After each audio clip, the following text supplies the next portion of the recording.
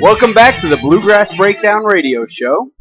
We have a very special guest with us. Simone Scott is a field reporter for Fox Sports. Covers, among other teams, has covered this season Michigan State. How are you doing tonight, Simone?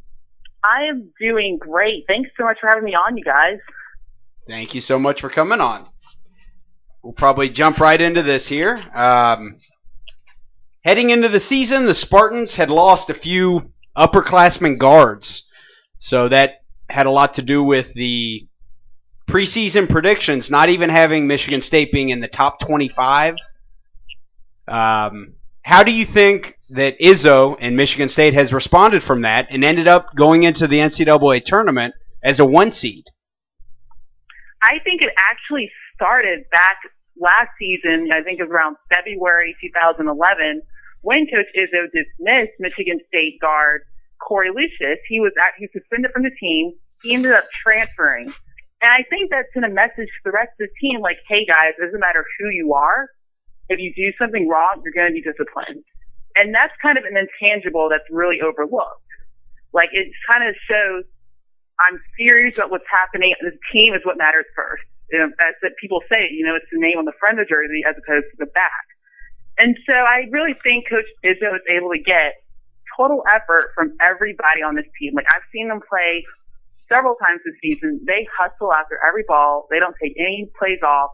They are always going. I think that's really important. And then also something else that I know when it's like around bubble time, people are always talking about strength of schedule. Michigan State has the number 1 strength of schedule of any team in the country. Wow. They started off, they played North Carolina, and then they played Duke. You can't really, unless you add Kentucky in there, you can't really start off any harder than that. And they were 0-2. It kind of looked bad from the beginning, but that really made them battle-tested. Like, they were able to see what do we need to work on as the season progresses to make us a really good team. And just through that, they've shown up, and they've played the best they can play. I think that's what's key, and that's how they got that 1 seed. Good deal. I know that one of the kind of interesting notes, Kentucky just beat Iowa State, and I saw Fred Hoiberg's been accepting all the transfers he can get his hands on, and I think Lucius Harris actually transferred to, or what's his name? Last name's Lucius. Corey Lucius. Corey Lucius. Yeah, he transferred, I think, to Iowa State. He did, yeah. Another thing is that obviously Pitino and the Cards are targeting senior forward Draymond Green. He not only led the team in scoring and rebounds, but as far as rebounding goes, he had more than double the amount of rebounds as the second leading rebounder on the team. Pitino and the coaching staff are obviously also targeting the point guard, Keith Appling, the sophomore. He had a big game against St. Louis. Who else do you think offensively do you expect to have a big game for the Spartans against Louisville on Thursday? Well, last week I was in Indianapolis for the Big Ten tournament, and a player that really stood out to me that no one actually really talks about is another senior, their shooting guard, Brandon Wood. He's number 30. He's 6'2", 190 pounds. He's lean. And throughout the season, he averaged about 9 points. That's fine, but it's not really like, oh, we better cover him. But in the Big Ten tournament, I don't know if switch went off or what, but he just lit it up. In the championship game against Ohio State, he had 21 points. He was really that X factor that I think the Buckeyes weren't expecting. And then he's continued to play this past weekend in Columbus when they played St. Louis. He's just someone you don't expect to get a lot of points out of, but now teams are realizing we need to guard him. And that's really good. It's a really big compliment for Draymond Green, because you can't go off of Wood and double Green when there's this guy that's a three-point threat. He's able to create his own shot, which a lot of people can't do. A lot of people need to use the ball in a certain position to score. Brandon Wood, he can get it anywhere, and he can do what he needs to do. And he's also just a threat from 3 points. So that's someone that the Cardinals are really going to need to cover. Have to look into him. I think he was a transfer, wasn't he? He was. Yeah, I think he went to Valparaiso. Good deal. I know that with the Cards this season, traditionally Pitino teams like to get up and down the court and run, and they hit a lot of three-pointers. This season has been a little bit different than normal, and for example, the Cards beat Cincinnati in the Big East tournament with just a score of 50-44. Do you think Izzo will try to run with Louisville, or will he try to play a slower paced game? That's actually a really good question. I'm really not sure about that. I think what's key is that Tom Izzo, he's played so many different types of teams this season that he's prepared this Spartan team to be able to go at any tempo. Like, they've won games in the 90s, and they've also won games in the 50s. I feel in my heart they're going to try to run. Like, I think we all know that Louisville's going to press them. They've said they're going to press them. Izzo said, we know they're going to press them. And Draymond Green actually said, we know they're going to press us. But what we want to do is we don't want to just break the press. We want to make them pay for pressing us. So I see a lot of fast movement, trying breaking the press, transition basketball. I think they want to try to get this game up to the 70s. I know Draymond Green was on the team, I believe, when Michigan State knocked Louisville out of the Elite Eight. Yeah, he wasn't. He remembers that very well. I saw that. Yeah, that's kind of got some of the Cards fans a little, looking for some stuff to get fired up about. That's kind of got under the skin of some Cards fans. I would have, Simone as Tower Boyd, I would have loved to seen Draymond Green in a Kentucky uniform. I know he was actually a UK commit at one point before, backing out and going to Michigan State. Well, adding him to that team, it would be beastly if they had Draymond Green on there. Like, as if they need anyone else, really. But that would just be the cherry on top. That would not be fair. Not at all. It's not as it is. But I know that Simone had pointed out a couple of times in his press conference that, Kentucky's the number one defensive field goal percentage team in the country, and that Michigan State and Louisville are actually tied for the second spot.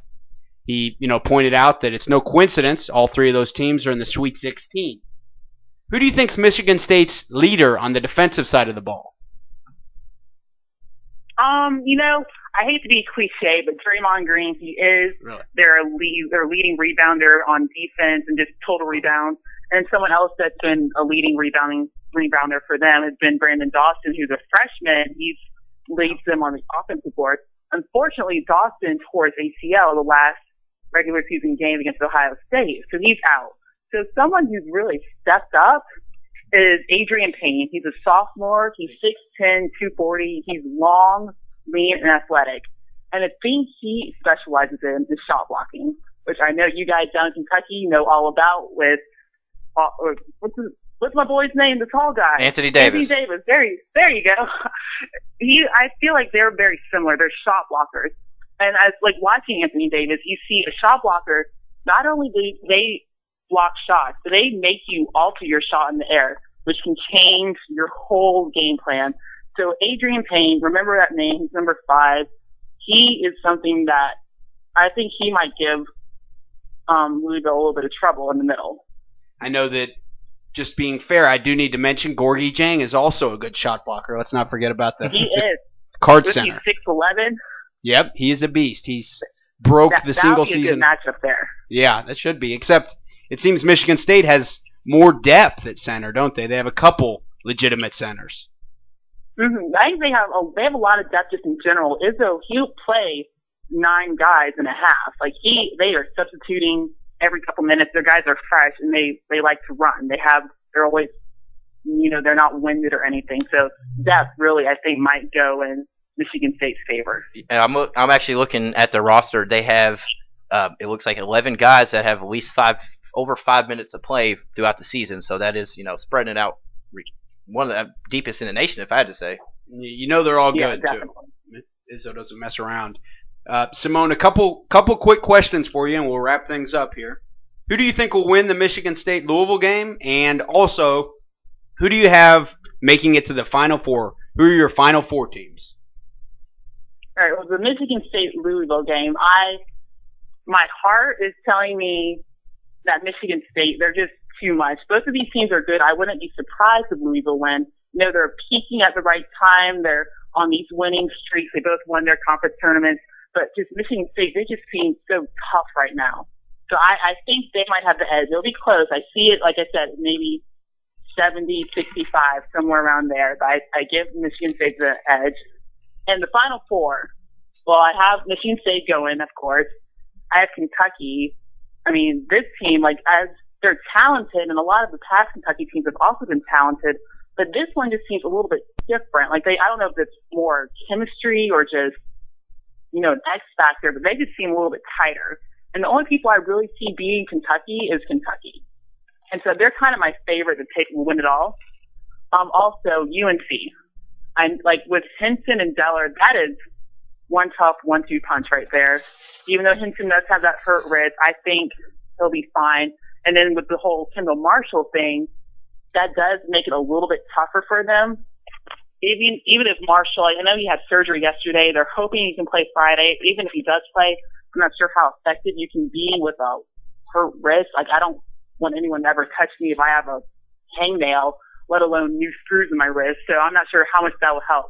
So I really see maybe Harrison Barnes handling the ball more with them. Like, I think they should be fine to get past Ohio. If they do end up playing Kansas, that might be another question. That will be kind of hard to tell. And then the East region, that's really the one region I struggle with. I think Syracuse is a really good team, and they probably can make it to the Final Four, which is personally, my baby brother plays for Ohio State. And so I've grown to love the Buckeyes. I want Ohio State to make it, and I know they have a legit chance, but Syracuse's zone is just so tricky, and Ohio State, something they lack so much, is just a consistent three-point shooter, someone that can pull you out of the zone. And I'm not sure if they'll be able to overcome that. So I have Syracuse going to, I guess, Kentucky, UNC, Syracuse, and Michigan State. Kind of boring, all one seeds, but I think they might be that good this year. Good deal. Sounds like some rational picks to me. I can't really argue even with the Michigan State one, just trying to be realistic, although I'll be pulling for the Cards. Well, exactly. We all have our moments. Sure.